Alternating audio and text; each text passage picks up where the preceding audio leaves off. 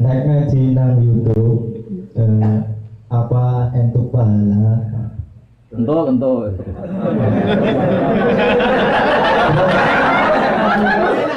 Apa sanatnya bisa nyambung? Bisa. Sanat itu gini loh ya. Saya sering dapat pertanyaan sama dari Cilacap. Siapa namanya? Gunawan. Oh bagus. Gunawan tuh manusia ada gunanya. Iya kan? Orang kaya jutawan kan gitu. Tukang pewarta hartawan. Tukang ada gunanya. Maka kalau nyuruh sama ini gunanya banyak. Ya semuanya nyuruh pakai ini aja. Pasti gunanya banyak. Jadi orang kalau kaya jutawan, pewarta hartawan. Ya.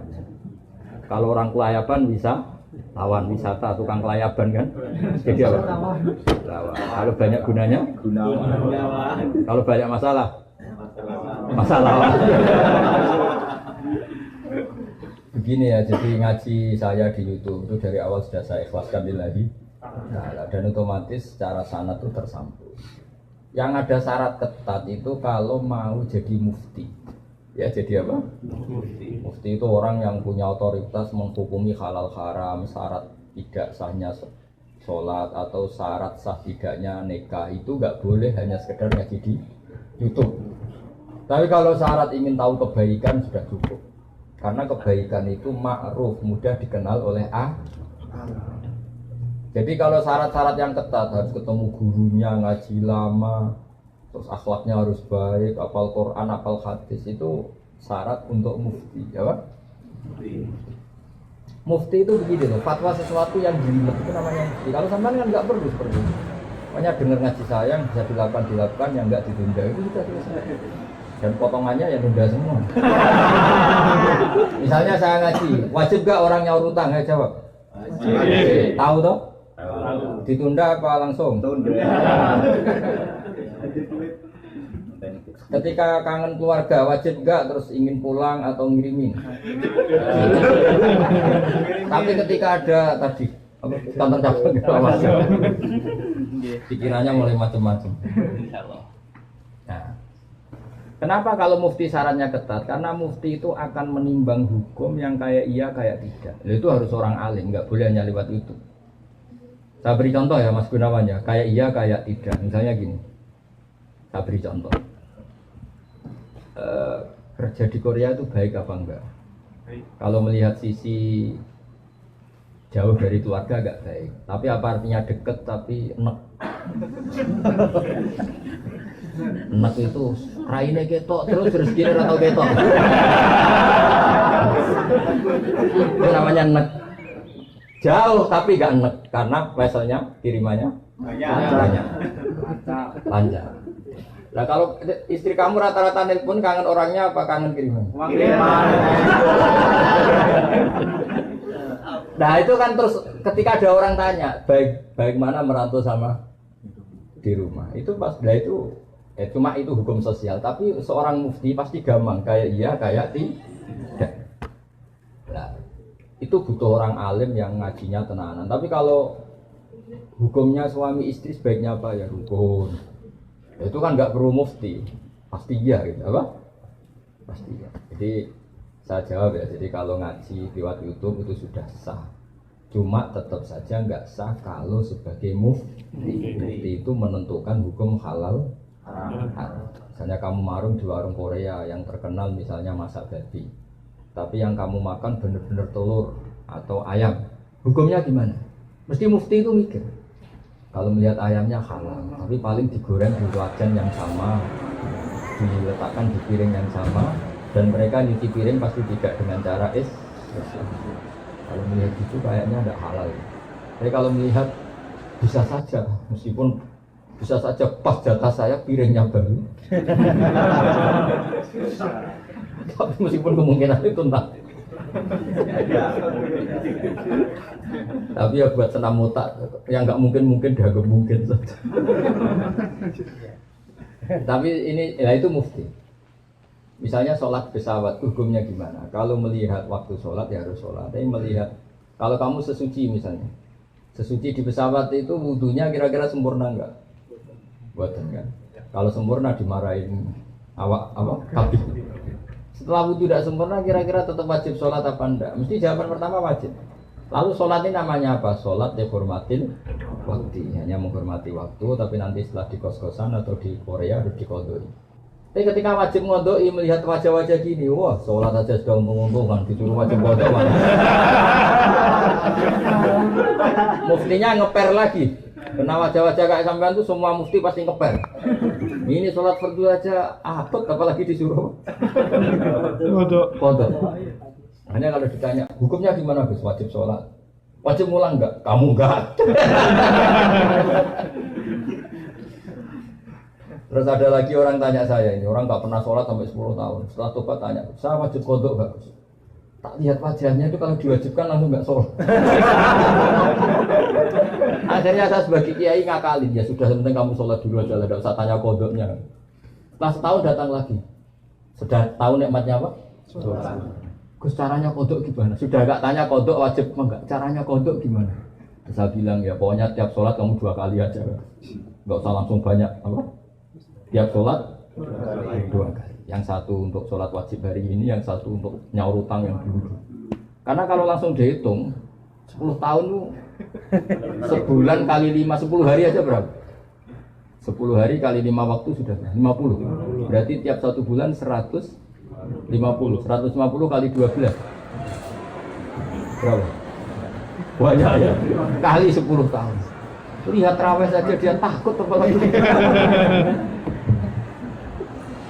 Nah, wajibnya kodok itu sesuatu yang mudah dikenali. Tapi ngitung loyalitas orang pada agama. Rai-rai gini, rai-rai tobat musiman gini. Kalau langsung diwajibkan itu malah apa bahaya. Makanya bilang ya sudah sholat dulu aja. Katanya kiai harus ngodok ikut 10 tahun sudah, saya sholat dulu aja, tidak usah tanya itu. Makanya dulu tuh ada cerita unik. Ini guyonan saya sebagai penghormatan pada Korea palsu ini ya. Ada kiai itu kan rata-rata anaknya cantik. Kalau anaknya tidak pati cantik, ya rapati kiai. Kiai betul itu rata-rata anaknya cantik. Karena istrinya rata-rata ya. Kalau kiai istrinya jelek ya agak musibah. Tapi bisa bikin kantor cabang kan? Ini provokator itu. Apa pengesahan apa? Pakai kartu apa? Enggak, kantornya aja. Dia mengistilahkan istri kedua itu. Singkat cerita itu anaknya itu cantik. Ya dulu itu enggak ada akses ke dalam kecuali harus jualan apa? Air. Jadi ada orang santri itu agak nakal dia. Ingin tahu ningnya kalau dalam bahasa pondok itu nih. Taman karena saya yakin semua yang ngaji saya di sini itu masih ada sisa-sisa santri. Karena orang Indonesia hebatnya gitu, kecilnya mesti dolanan di musola, nguyaya di musola, ya kan? Baiknya orang Indonesia kan? Iya kan? Karena rata-rata kita pas kecil itu kan nyon sewu miskin, yang ada jeding itu di musola. Sekarang keluarnya tamer-tamer di Indonesia ke saya gitu, semenjak masjid bagus, kamar mandinya bagus. Kadang orang mau ke masjid itu bukan karena ingin jamaah, kudu ngising di rumah lari ke masjid. Ya kan sekarang banyak enggak? Banyak karena kamar mandi masjid lebih bagus. Yang parah kalau mau tidur Kang Ali, di rumah enggak ada AC, enggak ada kipas angin. Kalau ngantuk ke masjid. Kipasnya dinyalin. Di daerah kamu ya gitu. Di sini. Di kos-kosan nggak ada kipas, di sini masjid ada. Ada sih, malah sih di sini. Itu mau itikaf kok mau nikmati itu. Nikmati hidup. Ya alhamdulillah kok Allah nggak apa-apa lah. Dekat masjid sudah baik. Meskipun niatnya tidak baik, semoga tetap apa? Baik. Singkat cerita dia itu pura-pura jualan apa? Air. Kiainya senangnya gini. Ben baru kayak anakku disenengi banyu murah soalnya. Kiainya wali jadi tahu kelakuan di santrinya tadi. Di Barno biarin dapat air murah loyal. Lama-lama dibilang gini sama kiai. Kamu senang sama anak saya? Iya Pak ya. Syaratnya kamu harus jamaah di depan 40 hari. Kalau itu selesai nanti kesini tak nikahkan sama putri saya. Oh semuanya bukan main. Dia jamaah terus di depan ini di Masjid Haram, cerita ini di Mekah, nggak diserahkan, nggak di Solo. Jadi ini cerita kelas internasional, bukan kelas apa? Setelah itu semangat dia. Ya, syaratnya 40 hari di soft awal. Ya imamnya atau imam masjid haram enggak masuk imam enggak ini. Kalau di sini enggak jadi wali 40 hari belum jadi wali. Ini di masjid haram yang satu sholat sama dengan 1000 sholat. Ya 1000 rakaat. Kalau sholat di sini satu sholat kan benar-benar satu. Kalau di sana lipatannya kan berapa? 10.000. Ada yang bilang pokoknya ribuan, ratusan ribu, ya, terserah hitungnya sampai 40 hari. Hari ke-40 selesai sama kiainya digandeng santri. Ayo nak pulang ke rumah saya. Tak kawinkan sama anak saya sesuai perjanjian. Itu santrinya marah-marah. Pak Kiai, minyak uang. Sholat diterima dijoli anak jenengan. Enggak bisa. Ternyata dia hari kedua ketiga sudah ikhlas, tidak karena cewek tadi, tidak karena putrinya kita tadi. Ayo nak pulang saya nikahkan sama anak saya karena sudah 40. Pak Yai, kamu menghina saya. Masa sholat nikmatnya seperti itu hanya hasilnya dapat putri jenengan? Enggak bisa. Sholat saya itu balasannya surga, enggak bisa. Enggak mau saya. Dari sholat untuk dapat cewek menjadi sholat nikmati kebenaran. Makanya kalau kamu ingin kaya tak suruh sholat. Nanti kalau sudah sering sholat nikmatnya sujud, nikmatnya muasalah sama Allah terus mulai berubah doa. Apa penting kaya apa enggak? Kalau kok masih ingin kaya terus berarti sholatnya masalah. Akhirnya enggak mau malah dikawinkan. Akhirnya kiainya yang merayu-merayu dia. Sudahlah tetap jadi mantu saya karena kiainya kesemsem ingin punya mantu ikhlas. Sekarang gantikan kiainya yang mati-matian ngerayu supaya dia mau jadi menantunya. Karena ingin punya menantu ikhlas. Bisa dibuktikan ya. Mau nyoba itu.